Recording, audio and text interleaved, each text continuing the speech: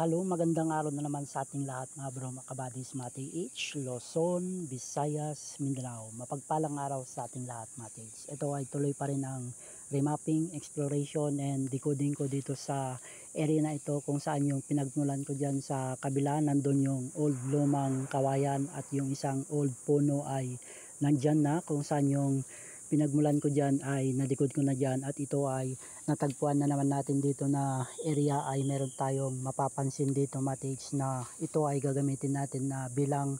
fulcrum point center, kung saan ito ay meron tayong makikitang nakaukit na X symbol, at ito ay meron tayong makikitang naka-slash ito, at ito ay magiging alignment ng 90 degrees sa coordinate niya patungo ng 90 degrees. Meron tayong tatamaang old puno na ang pangalan nitong puno na ito ay star apple sa 90 degrees, kaya ito ay magiging center fulcrum point dito, kung saan ito ay makikita natin meron siyang slash dito na pabilog, at ito ay naging lamesa nila, at meron tayong makikitang right foot dito, at ang kanyang katabi matage ay ito ang makikita natin na nakasimulation combination ng enter sign at C na sumisimbolo. Ito ay nagpapahiwatig no ng wealth deposit, kung saan ito ay makikita natin, at baliktarin natin hugis position na kulay dilaw, ibig sabihin wealth deposit. At dito matage ay makikita natin itong portion na ito ay nasemento siya, at dito matage ay meron tayong makikitang simulation na kotse, sumisimbolo ng open mouth or door entrance ang pinapahiwatig nito. Plus dito ay meron tayong tatamaang bato dito, at yan ay magiging alignment ng 315 northwest, kung saan ang kanyang coordinate sa 135 southeast ay meron din tayong tatamaang bato dito sa 135 southeast. At ang 180 south matage, diretsyon natin ng 180 south ay matatamaan natin yung malaking lumang punong mangga, at yung coordinate niya na lumang punong kawayan at malaking bato na naka-triangulation na may layo siya mula dito sa fulcrum point center ay almost 50 feet patungo doon sa naka-triangulation sa 180 south. At ang coordinate niya sa 360 north matage ay diretsyon natin ng 360 north, tatamaan natin yung pinagmulan ko doon na bato na dalawa na meron siyang simulation sun marker at sun kanji na sumisimbolo sa alignment ng 90 degrees, kaya yan ngayon ay magiging 360 patungo dito sa coordinate niya, itong portion na ito na gagamitin ko na fulcrum point BM center, kung saan itong pinakalamesa nila ito, at ito ay na-slash, at ito ay magiging 90 degrees din siya patungo ng coordinate niya sa 270 west. Meron tayong tatamaang bato doon sa 270 west, kung saan meron siyang layo mula dito matage ay 30 feet patungo ng 270 west, at ang 225 southwest matage, at ito ay magiging 45 northeast. Dahil ito ay meron siyang giveaway dito matage, ang kunin natin na sukat patungo ng 225 southwest, meron tayong tatamaang naka-triangulation na bato, isang bato doon, at yung fulcrum point dito, at ang sukat na kukunin natin matage, dahil ito ang sukat na nandito na sumisimbolo, ito ay simulation X marker, at ito ay sukat, at yung alignment na ito may sukat siya mula dito 10 feet patungo sa gitna na naka-triangulation na bato, isang bato doon, at yung fulcrum point dito, at ang spot mula dito 10 feet ay nandyan, kung saan ay naka-alignment ng 225, at ito naman ay naka-45, kaya ito ay may giveaway dito matage, kung saan itong isang alignment na ito patungo dito sa portion na ito, kung saan itong naka-simulation na kotse or open mouth sumisimbolo na dito na mismo ang door entrance, kung saan itong lamesa na ito ay sumisimbolo na may giveaway dito matage, kung saan yung heart na yon nakatabi ng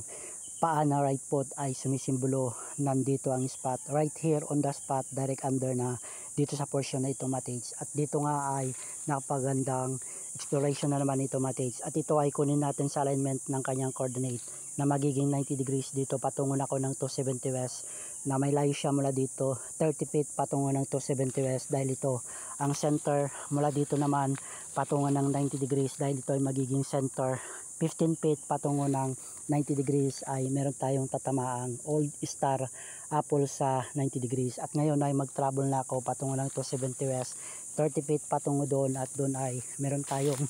makikitang isang bato doon matage na sumisimbolo sa alignment ng 270 west, at ito ang makikita natin na bato dito matage sa alignment ng 270 west, dahil ito ay makikita natin meron siyang nakaukit na symbolization 7 na alphanumeric 7. Ito yung makikita natin matage na nakasimbolation siya ng alphanumeric 7, kung saan ito ay naka 270 west. At mula doon sa fulcrum point ko na nandun sa gitna, nandun na yung star apple, kaya naka 90 degrees. At mula sa center patungo dito sa 270 west ay 30 feet patungo dito sa coordinate niya na sign marker na alphanumeric 7. At ito ay naka-symbolization din siya ng enter sign, at dito connection siya alphanumeric 7. Kaya ito ay naka-wall na rin siya, kaya ang spot mula dito ay 7 feet patungo dito sa area na ito. Ngunit meron na siyang matataman na puno dyan, kaya ang spot niya mula dito 7 feet patungo dito sa 270 west spot. At ngayon matage ay balikan natin ang fulcrum point ko, dahil ang nabanggit ko sa alignment ng 225 southwest ay ito na yung bato na makikita natin na naka-triangulation, isa, dalawa, at yung pangatlo yung BM fulcrum point ko na nasa center ay may sukat ang kukunin ko doon 10 feet patungo dito sa gitna. At dyan ay meron tayong tatamaang lumang puno na patay na siya, kaya ang spot ay nandito mismo sa gitna ng naka-triangulation na bato. Isang bato doon matage, at doon ay titignan natin para makita nyo na talagang legit nga na ang mga bato dito ay ginamit nila bilang STM surface marker na sinisimbolo na may nakatagong spot dito matage. Ito na yung isang bato sa alignment ng 225 southwest, kung saan yung pinagmulan ko doon na bato at yung fulcrum point ko doon na nandun yung X sign marker na sumimbolo, sign marker na sukat 10 feet patungo dito sa gitna. Isang bato doon yung fulcrum point ko center patungo dito 10 feet, at yung bato doon nandun na, at yung bato dito ay nandito na, kaya naka-triangulation siya. Kaya ang spot deposit na malaki ay nandito sa gitna at pagitan ng triangulation na bato, kaya nandito ang big deposit. At ngayon matage ay mula pa rin dito sa BM fulcrum point center ko ay patungo ako ng 1 south, dahil ito ang pinaka fulcrum point center benchmark fulcrum point na may layo siya patungo ng 180 south. Tatamaan natin yung naka-triangulation doon na may layo siya matage mula dito ay 50 feet patungo doon, at doon ay puntahan natin matage kung saan ay nandito ang alignment ng 180 south na makikita natin na naka-triangulation na malaking punong mangga, at yung coordinate niya na lumang punong kawayan at malaking bato naka 180 south dito. At dyan sa area na yun matage ay merong umaagos na creek na nagmula sa taas, at babagsak yung tubig dito patungo doon sa area sa Palayan, kung saan dyan ko na-interview si Manong, nagkwento siya about history encampment ng mga hapon dito matage. At dito ay positive talaga matage. Another exploration, remapping ko na naman dyan sa area na yan, kung saan yung lumang punong kawayan at mangga na malaki ay yan ay century tree, at yung malaking bato ay nasa 180 south, kung saan yung pinagmulan ko sa center fulcrum point ko na nandyan na ang pinaka giveaway niya, kung saan ay naka-alignment din ng 45, kung saan naka 225 yung spot na malaki dito sa portion na ito, kung saan ay itong portion na ito makikita natin na bato dito ay naka-alignment din ito ng 135 southeast na may layo din siya patungo dito sa portion na ito ng 135 southeast, at mula doon sa fulcrum point center 10 feet patungo dito sa 135 southeast spot. At ang coordinate niya sa 315 northwest, mula pa rin dito sa center tatamaan natin yung bato doon at lumang puno doon sa area sa kabila, kung saan ay nadikod ko na dyan. At mula dito matage may sukat din siya 10 feet patungo doon sa bato na yan, kung saan ay titignan natin meron siyang coordination na bato dito, kung saan ay naka-triangulation din siya, isa, dalawa, tatlo, at ang gitna ay nandyan, kaya ang spot deposit ay nandyan din sa area na yan, kung saan nandun yung bato sa gitna, ibig sabihin on the spot dyan sa area na yan. At ito ay naka 315 northwest na coordinate nung pinagmulan ko doon sa 135